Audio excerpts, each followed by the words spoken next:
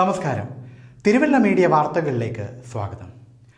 Upper കുട്ടനാട്ടിലും പരിസര പ്രദേശങ്ങളിലും ഉണ്ടായ പക്ഷിപ്പനിയെ തുടർന്ന് ശേഖരിച്ച സാമ്പിളുകൾ പരിശോധന പൂർത്തിയാക്കാത്തതിനാൽ താറാവ് കർഷകർ ദുരിതത്തിൽ. പക്ഷിപ്പനി പൊട്ടിപ്പുറപ്പെട്ട 38 പ്രഭവ കേന്ദ്രങ്ങളിൽ നിന്നും ശേഖരിച്ച സാമ്പിളുകളുടെ പഠനവും പരിശോധനയും ഭോപ്പാലിലെ national institute of high security animal diseases ലാബിൽ പൂർത്തിയായിട്ടില്ല. ഇതോടെ നിരണം, കടപ്ര, വിയ്യപുരം, നെടുമ്പ്രം മേഖലകളിലെ കർഷകരാണ് ദുരിതത്തിലായത്. പക്ഷിപ്പനിയെ തുടർന്ന് 10 മാസം മുൻപ് അടച്ചുപൂട്ടിയ നിരണം ഡക്ക് ഫാം തുറന്നു പ്രവർത്തിപ്പിക്കാനും ഇതുമൂലം സാധിച്ചിട്ടില്ല. അന്ന് മേഖലയിലുണ്ടായിരുന്ന ആയിരക്കണക്കിന് താറാവുകളെയും കൊന്നൊടുക്കിയിരുന്നു. ഇതാണ് പ്രവർത്തനം പുനരാരംഭിക്കാനുള്ള സർക്കാർ ഉത്തരവിറങ്ങാൻ തടസ്സമാകുന്നത്. ദേശാടന പക്ഷികളുടെ സീസൺ കഴിയുമ്പോൾ പ്രവർത്തനം പുനരാരംഭിക്കാനാകുമെന്നാണ് ജീവനക്കാരുടെ പ്രതീക്ഷ.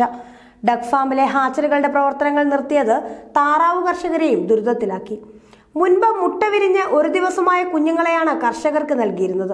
ഇങ്ങനെ മാസം തോറും 20,000-ഓളം താറാവ് കുഞ്ഞുങ്ങളെ വരെ വിൽപ്പന നടത്തിയിരുന്നു. ഗുണമേന്മയുള്ളതും കുറഞ്ഞ വിലയിലും ലഭിച്ചിരുന്ന താറാവ് കുഞ്ഞുങ്ങളെ വളർത്തി മുട്ടയും ഇറച്ചിയും വിൽപ്പന നടത്തി നൂറുകണക്കിന് കർഷകരാണ് ഉപജീവനം നടത്തിയിരുന്നത്. ഡക്ക് ഫാമിലെ ഹാച്ചറി പ്രവർത്തനമല്ലാത്തതിനാൽ ഈസ്റ്റർ വിപണിയിൽ താറാവിന് ക്ഷാമമുണ്ടായേക്കും. ഈസ്റ്റർ ആഘോഷിക്കാൻ താറാവ് വിഭവങ്ങൾക്ക് പ്രിയം ഏറെയാണ്. സ്വകാര്യ ഫാമുകൾ സജീവമാണെങ്കിലും മുട്ടയുടെയും ഇറച്ചിയുടെയും വിലക്കയറ്റം നിയന്ത്രിക്കുന്നതിൽ ഡക്ക് ഫാം വലിയ പങ്കുവഹിച്ചിരുന്നു.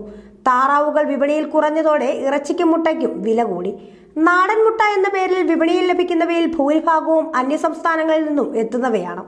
അപ്പർ കുട്ടനാട്ടിൽ പക്ഷിപ്പനി പടർന്നതോടെ കഴിഞ്ഞ മെയ്യിലാണ് മുട്ട വിരിയിക്കൽ പൂർണ്ണമായും നിർത്തി ഡക്ക് ഫാം പൂട്ടിയത്.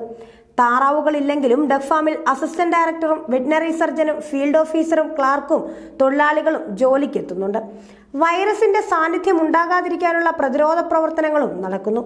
കുട്ടനാടൻ ഇനങ്ങളായ ചാര, ചെമ്പല്ലി താറാവുകളായിരുന്നു ഡക്ക് ഫാമിൽ വിൽപ്പന നടത്തിയിരുന്നത്. ഇറച്ചിക്കായി വിഗോവ, സ്നോവൽ, കാക്കിക്യാപ്പൽ എന്നീ ഇനങ്ങളും വളർത്തിയിരുന്നു. News desk, Thiruvalla media.